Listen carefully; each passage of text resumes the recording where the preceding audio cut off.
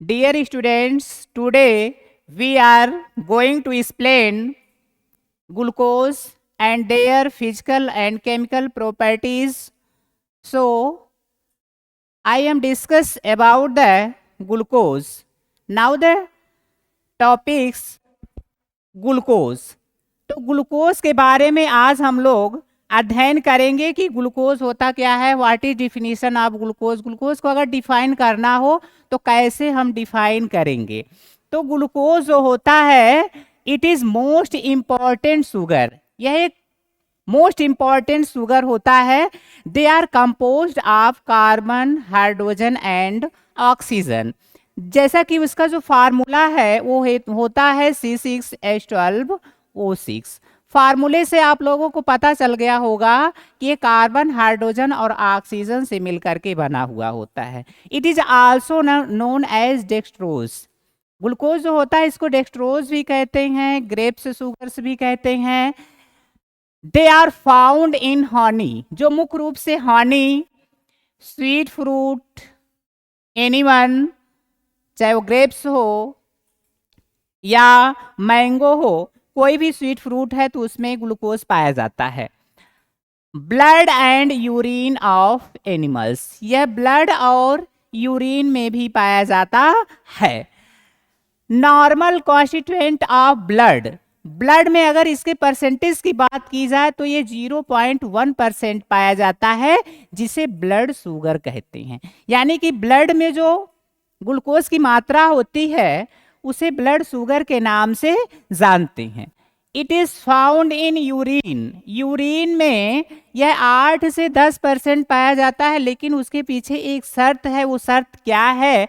Of A diabetic person, if any one person from diabetes, so the percentage of glucose in their urine 8 to 10%। ठीक है, यानी कि diabetes से अगर कोई व्यक्ति ग्रसित है तो उसके यूरिन में जो ग्लूकोज होता है उसकी जो परसेंटेज होती है 8 से 10% होती है। अब हम लोग जानेंगे प्रॉपर्टीज। प्रॉपर्टीज में 2 प्रॉपर्टीज होती है, एक होता है फिजिकल प्रॉपर्टीज, एक होता है केमिकल प्रॉपर्टीज। फिजिकल प्रॉपर्टीज में हम लोग देख करके, जैसे वो वाटर में सॉल्युबल है कि नहीं सॉल्युबल है, फिजिकल स्टेट उसका क्या है, सॉलिड है कि लिक्विड है कि गैस है, नॉर्मल टेम्परेचर पे वो क्या है, वह ऑर्गेनिक सॉल्वेंट्स में सॉल्युबल है कि इनसॉल्युबल है। ये सारी प्रॉपर्टीज हम फिजिकल प्रॉपर्टीज के अंतर्गत डिस्कस करते हैं। तो आइए जानते हैं physical properties of glucose. It is colourless. पहला इसका जो प्रॉपर्टीज है कि there is no colour of glucose, so it is known as colourless. ये कलरलेस होता है, इसका कोई कलर नहीं होता है। मेल्टिंग पॉइंट्स 419 केल्विन, इसका जो मेल्टिंग पॉइंट्स होता है वह 419 केल्विन होता है। ठीक है, मेल्टिंग पॉइंट्स का मतलब any one substance which temperature they are melt. किसी भी एक निश्चित टेम्परेचर पर जब कोई भी पदार्थ पिघलना शुरू करता है उसको हम क्या कहते हैं? मेल्टिंग पॉइंट्स कहते हैं। क्या कहते हैं? मेल्टिंग पॉइंट्स कहते हैं। It is soluble in water, पानी में सॉल्युबल है, सब लोग जानते हैं। गर्मी का मौसम आ गया है, ग्लूकोन डी हम लोग क्या करते हैं? घोल करके पीते हैं, तो जानते ही होंगे कि they are soluble in water. Sparingly soluble in alcohol, alcohol में थोड़ा सा कम विलेय होता है, और ईथर में भी उससे थोड़ा और भी कम विलेय होता है। It is about 3/4 as sweet as sugar cane as sucrose. यह मीठा तो होता है, लेकिन सुगर केन का जो सुक्रोज होता है चीनी से थोड़ा कम मीठा होता है। ये इसकी क्या है? फिजिकल प्रॉपर्टीज है। अगर हम ग्लूकोज के डिस्कवरी की बात करें तो इसको सबसे पहले एक साइंटिस्ट थे जिनका नाम था मार्ग्राफ। क्या नाम था? मार्ग्राफ। इन्होंने 1747 में ग्लूकोज की डिस्कवरी की। अब हम लोग जानेंगे केमिकल प्रॉपर्टीज ऑफ ग्लूकोज। क्या? Chemical properties of glucose. तो पहला जो केमिकल प्रॉपर्टीज ऑफ ग्लूकोज के रिएक्शन में है वो ये है रिएक्शन ऑफ एल्डिहाइडिक ग्रुप। जो एल्डिहाइडिक ग्रुप्स होते हैं ग्लूकोज उनके साथ क्रिया करके रिएक्ट करके क्या बनाता है, तो इसमें पहला रिएक्शन है रिडक्शन। रिडक्शन में होता क्या है, glucose is reduce to sorbitol, यानी कि ग्लूकोज जो होता है रिड्यूस होकर के सॉर्बिटॉल का फॉर्मेशन करता है on treatment with sodium amalgam and water. यानी कि सोडियम अमलगम और वाटर की उपस्थिति में जब ग्लूकोज का रिडक्शन होता है तो सॉर्बिटॉल में रिड्यूस्ड हो जाता है। NaHG ये सोडियम अमलगम होता है। क्या होता है, सोडियम अमलगम। आइए देखते हैं रिएक्शन CH2OH, CHOH का 4 CHO। ठीक है, ये क्या है, ग्लूकोज है। This is glucose. ठीक है, जो ग्लूकोज होता है इसके 3 स्ट्रक्चर्स होते हैं, एक शॉर्ट होता है, एक रिंग स्ट्रक्चर्स होता है, एक इसकी स्ट्रेट चेन स्ट्रक्चर होती है। तो जो रिंग स्ट्रक्चर होता है वो इस तरह से होता है।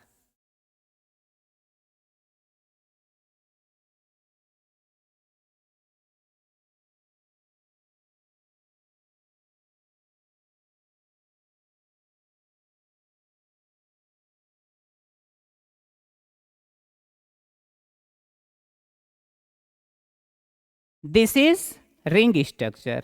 और ये जो इस तरह से लिखा जाता है C6H12O6 ये शॉर्ट स्ट्रक्चर है। इसके अलावा इस तरह से भी लिखते हैं CHO CHOH 4 CH2OH, ये भी क्या है, शॉर्ट स्ट्रक्चर है।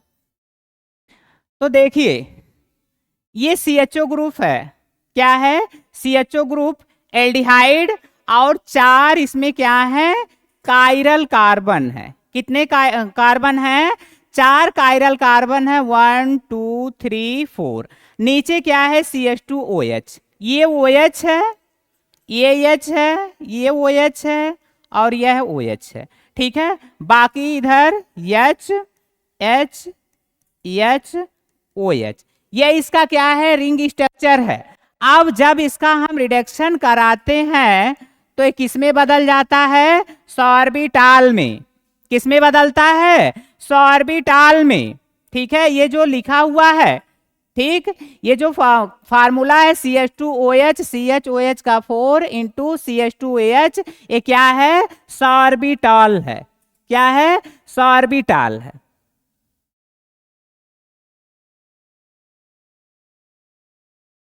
नेक्स्ट है ऑक्सीडेशन। क्या है, ऑक्सीडेशन। जब ग्लूकोज का ऑक्सीकरण होता है तो ये क्या बनाता है, glucose get oxidised, glucose get oxidised to gluconic acid.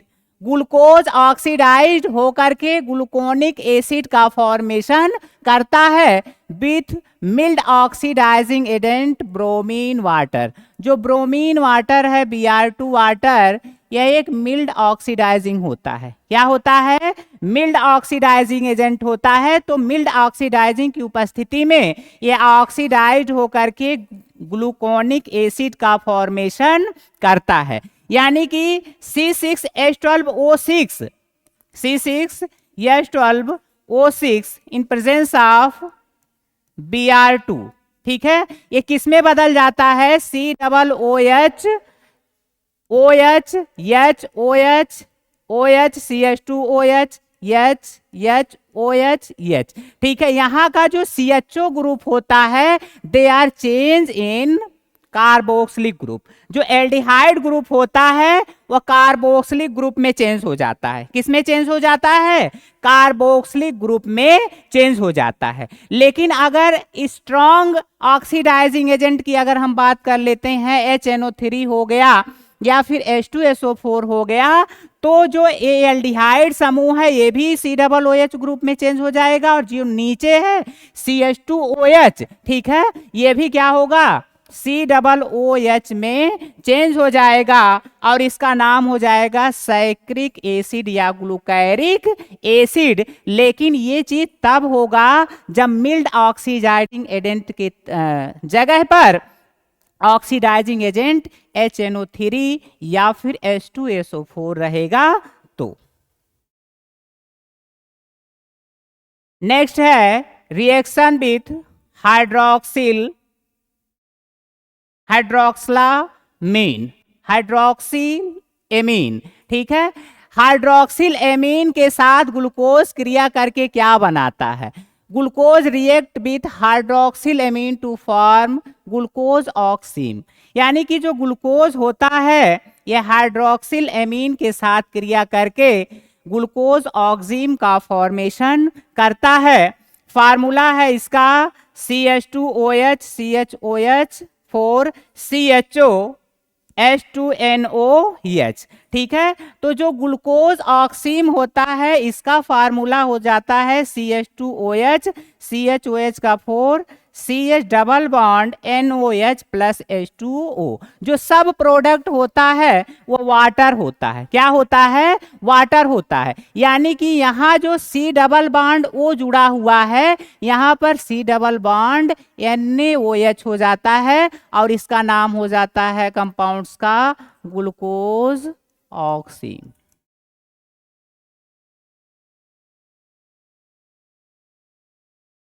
Next reaction with hydroxyl group.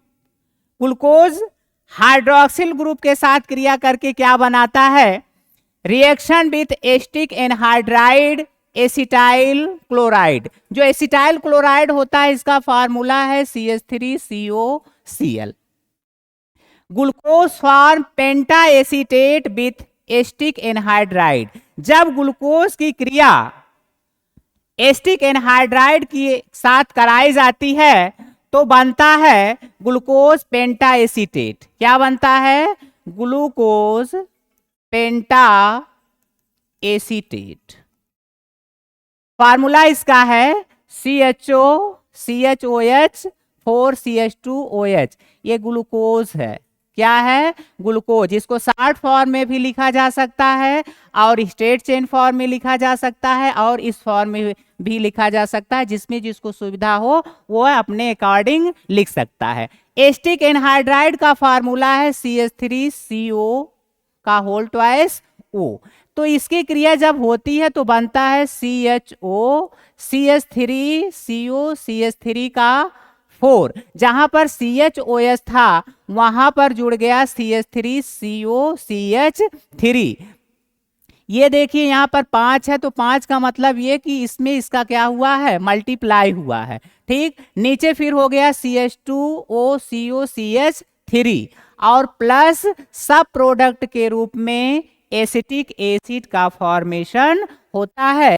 जो मेन प्रोडक्ट होता है वो होता है ग्लूकोज पेंटा एसीटेट। क्या होता है? ग्लूकोज पेंटा एसीटेट। नेक्स्ट रिएक्शन है reaction with methyl alcohol. Methyl alcohol के साथ ग्लूकोज क्रिया करके क्या बनाता है? Glucose react with methyl alcohol in presence of dry HCl। Dry HCl की उपस्थिति में जो मेथिल एल्कोहल होता है वो क्रिया करके मेथिल ग्लूकोसाइड का फॉर्मेशन करता है। किसका निर्माण करता है? Methyl glucoside. मेथिल एल्कोहल का फार्मूला होता है CH3OH और एथिल का होता है C2H5OH।